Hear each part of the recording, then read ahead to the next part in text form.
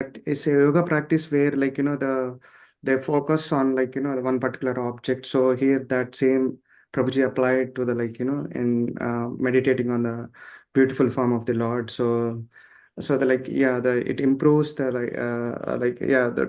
without any distractions. So yeah, the moment the eyesight goes from here and there, the immediately we the thought the thinking about that whatever the object that we see. So best keeping the picture of Krishna and then meditating on the different parts of the Krishna. Yeah, Prabhuji has beautifully explained all from the toenails to the beautiful face of the Krishna. So yeah, that's my the little appreciation for this class. So anybody would like to add the points, Shyam Kun Prabhu and other devotees? Yeah. I'll say something, but I'd like to hear from everybody too, Prabhu. You can please ask everybody to speak, and I can Yeah, maybe yeah, in the end, sure, Prabhu. Yeah. 6:55, I'll say something. Yeah, Rajeshwari Mataji. Yeah, Hare Krishna. Yashashwini Mataji. Hare Krishna, Prabhu. Thank you so much for choosing this lecture. It's nice. I had one point from yesterday. The beauty of seeing the devotees. So I had a friend who is just no, she believes in ISKCON, that's all, but she's not a practicing devotee or anything. But whom we are hearing, Paramru Prabhu and Mataji, she went to their house, and her observation was they are also like us. Uh,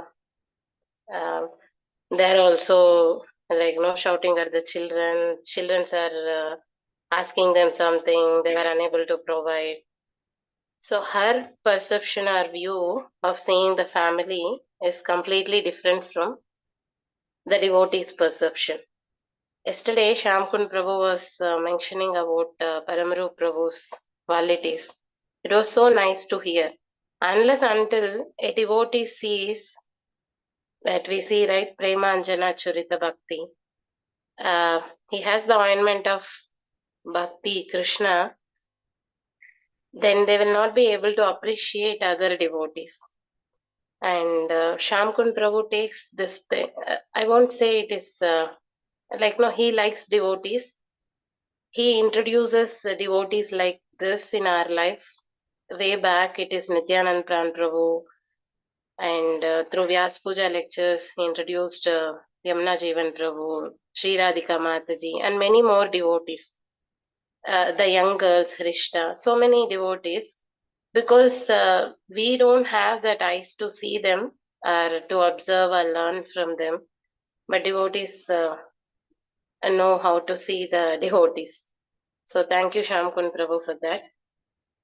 And regarding the class, if it comes, was just thinking there are as too many tips to know how to chant, how to do attentive chanting. But if we can stick to one at least, and for some time or some days, it has a lot of effectiveness in our chanting. So when Guru Prabhu was reiterating a point about he tried that when he was attentive for the first syllable of Hare Krishna Mahamantra, then it is he is full attentive for the whole mantra. So I never observed that. That is true. Yeah, if when we try to focus on one syllable of Mahamantra, at least we will go at least Krishna part. Rama part may be distracted. It depends. So, and if we can take one principle at a time and try to improve our japa, for sure it helps us. That's all, Prabhu. Thank you. Yeah, thank you, Mataji. Yeah, Yashashwini Mataji, would you like?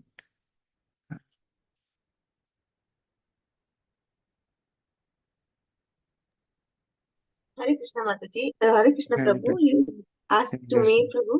Yeah, yes, Mataji, you can. Yeah. Yes, I was inattentive, but I was just remembering yesterday's Nityanand Prabhu's one thing, that when we are noticing that we are inattentive, it means we are attentive.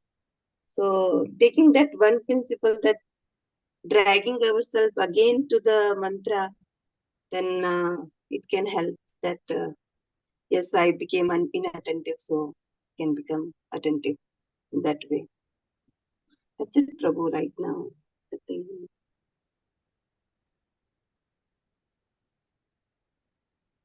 Yeah, thank you, Mataji. Yeah. Hare Yukul Krishna, Kishore Prabhu. Prabhu. Yeah, Hare Krishna. Yeah. Hare Krishna, Prabhu. Yeah. Prabhu, okay. Yesterday I didn't join, Prabhu, but just appreciation that when Prabhu was saying here is that this is a proven method for attention. So this gives a lot of hope that because personally when I start chanting, its mind get deviated and it appears that this is not going to happen in this life. But when I hear these things, that gives a lot of hope that yes, it is very much possible, and that is the fundamental of our Krishna consciousness, that the chanting of Hare Krishna Maha Mantra can actually take us beyond these coverings of the three modes of material nature. And other appreciation to the Shad Goswamis of Vrindavan and especially Haridas Thakur. How is that he is able to chant not only the quantity but the quality as well, 192 rounds in a day? Because it is something that if we are not able to chant 16 rounds attentively, we just want to, or I rather replace me with I just want to finish and then say, oh, done for today's things. So it is something, it's not the out of love, but it is out of burden or duty.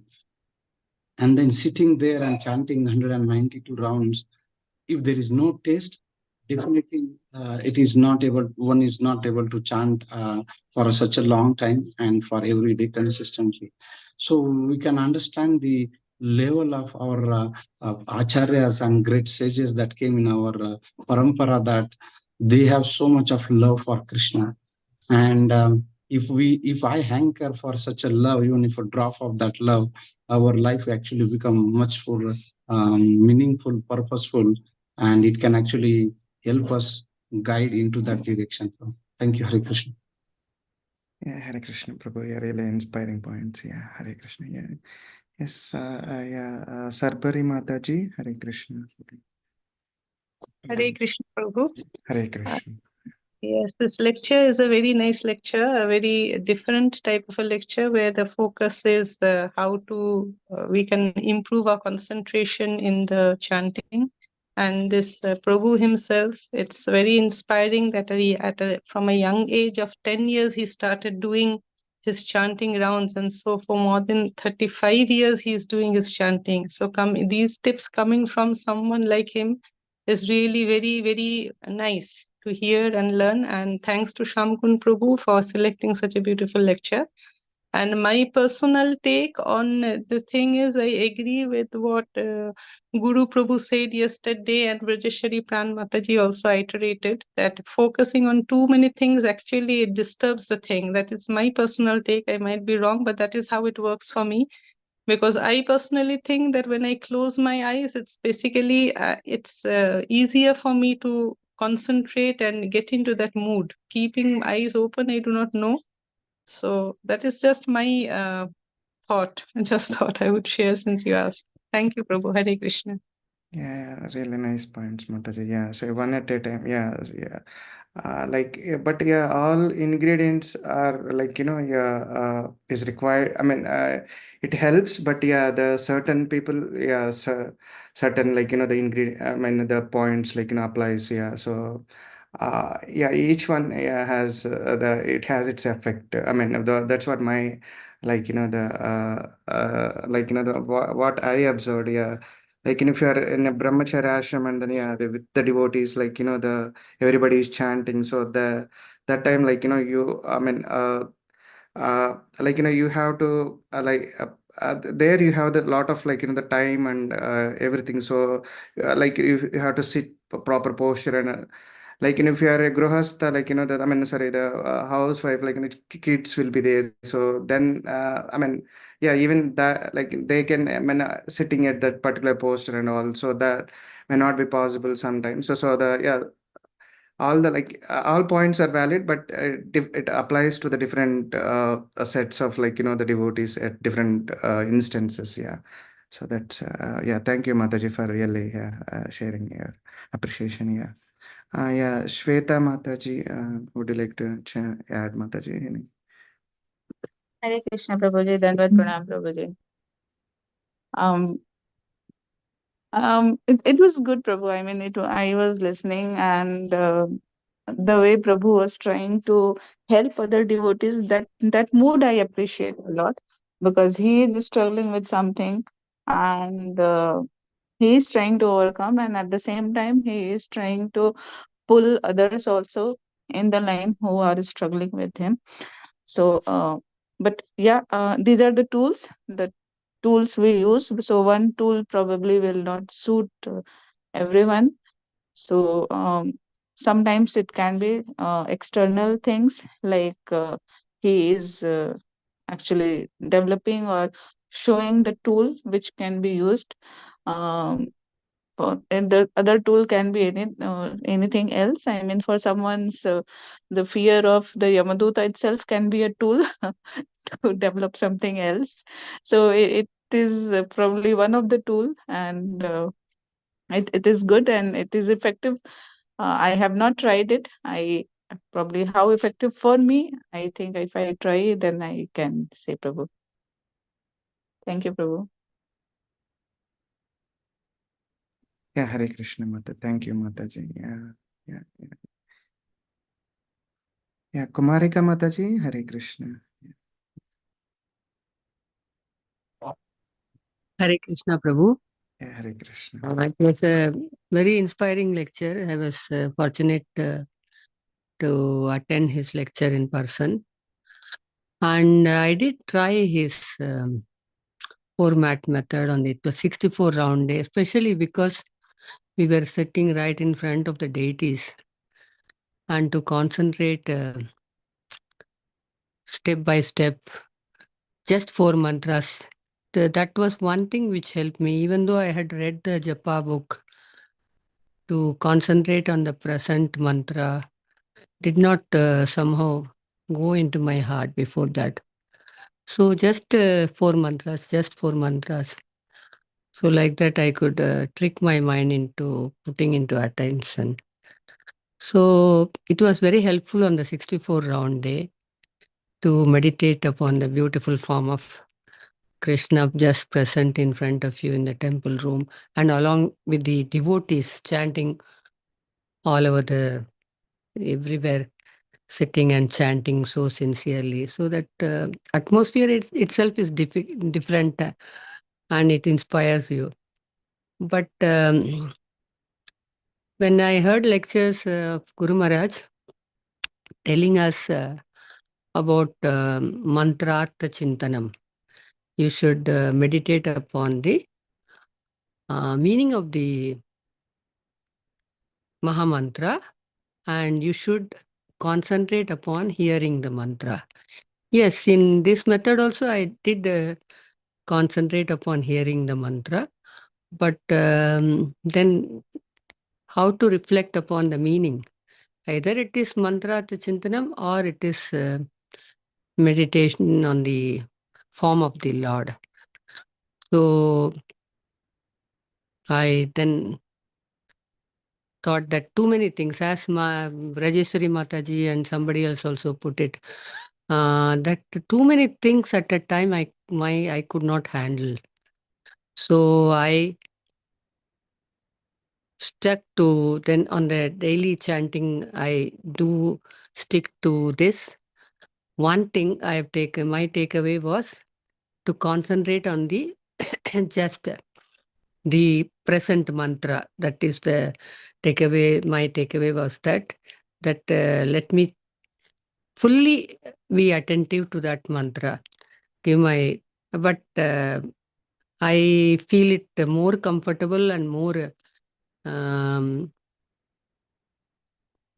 easy for me to concentrate on hearing and looking at the Hare Krishna Mahamantra written somewhere. That was his contribution.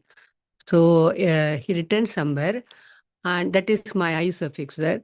And to think about the meaning of the mantra, mantra artha chintanam, as Guru Maharaj instructed. So I thought that maybe at a later stage, because the object of devotion and all that in that progression of bhakti from Shraddha to Prema that we heard recently from Maharaj, that meditation upon Krishna himself comes later.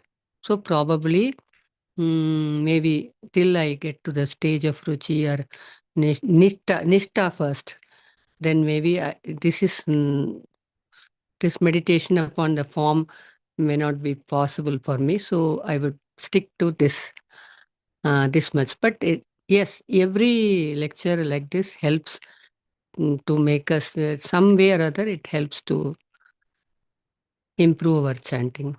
That's all, Prabhu. Thank you. Yeah, thank you so much, Mataji. Really. Yeah. Hema Sundari Mataji, Hare Krishna.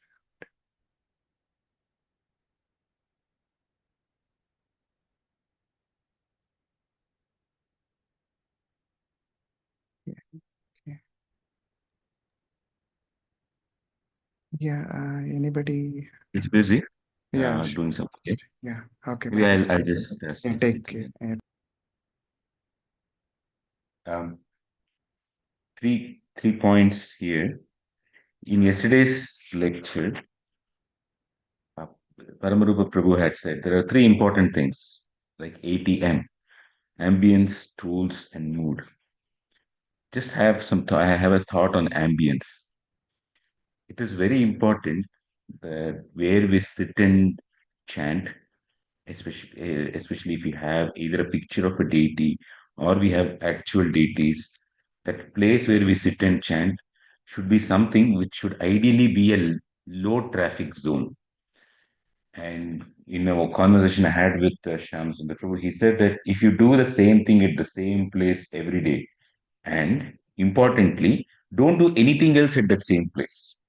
For example, in kitchen we cook, and in a say some of us may have the space to have a space for a small altar and a place in front of it to sit and chant. And in that place, we do just that. It's not like we do everything in the world at that place. Then there is some kind of an energy vibration which does come, which some of you can see it. I mean, you may be able to experience it if it is of your kind. Or to be more specific, sometime in India of the 1950s, 60s, we migrated to a situation where most people came from a rural background. They came to the cities, and in cities they had a small house. So the, the deities or the altar was always in the kitchen, and it is also easy that some of them had this habit or the family culture that whatever they cook, they offer it to the deity pictures or deities, etc. And in other cases, it was just because there was no other space at home. But what happens is kitchen is in general a very high traffic zone. Many things happen. There's a cooker whistle and all the sound and everything else happening there. So some place practically where nothing else happens, and it's the same place where we can sit and chant. It's not cluttered with too many things, and that kind of ambience possibly helps. And in that ambience, if we have pictures of deities, for some people like me, when I see deities with flowers, I like that, and flowers put in a particular way, and others have a different kind of a thing there. That ambience is helpful to evoke certain loving feelings towards the subject or the vishaya of our mantra meditation. That was one point. Second, like how Kumarika Mataji was personally attended this um, Festival of Holy Name because she's there right now in the US, and she would have also seen the lectures were also given by Yamuna Jeevan Prabhu. Another lecture was there by with Jagadananda Prabhu and others, etc. The panel discussion. And this is something which Maharaj has been doing, His Holiness Rupa Maharaj has been doing for many years. Something that we can appreciate from this is that uh, elevated persons like His Holiness Rupa Maharaj, they don't hog the floor space for themselves, or they don't try to use every opportunity just for them to speak something. They provide a floor space to others, uh, just so that may others also grow by being given one this responsibility. Second, since these devotees are communicating with him, he understands that Krishna has bestowed them with some realizations. Out of his humility, Maharaj says Krishna has bestowed them with nice realizations. Let these realizations be made more public. Krishna will be happy if these devotees are glorified. He's not even seeing it as these are my disciples. I know what all nonsense they have done in the past. Nothing like that. Uh, this broad vision and being a well wisher and wanting to serve even those who are far younger than him, who are his own disciples and may not be his disciples also, in many cases. This mood is something that we can inculcate, nice to inculcate among in our own selves. And the last point, a lot of you said, hey, here, Paramrupa Prabhu is telling too many things. It's too much for me to handle. Possibly right, very much so. There is also another thing that here that Paramarupa Prabhu, and there are many other devotees of his kind who are highly accomplished. And part of those who are highly accomplished is they do sometimes many things and they apportion time to everything. Okay, this time I'm going to do this, next time I'm going to do this. And so time becomes very a critical resource for them and they try to use it appropriately. And what happens is because they jump from one activity to another activity, the mind is filled with many times uh, too many things to do.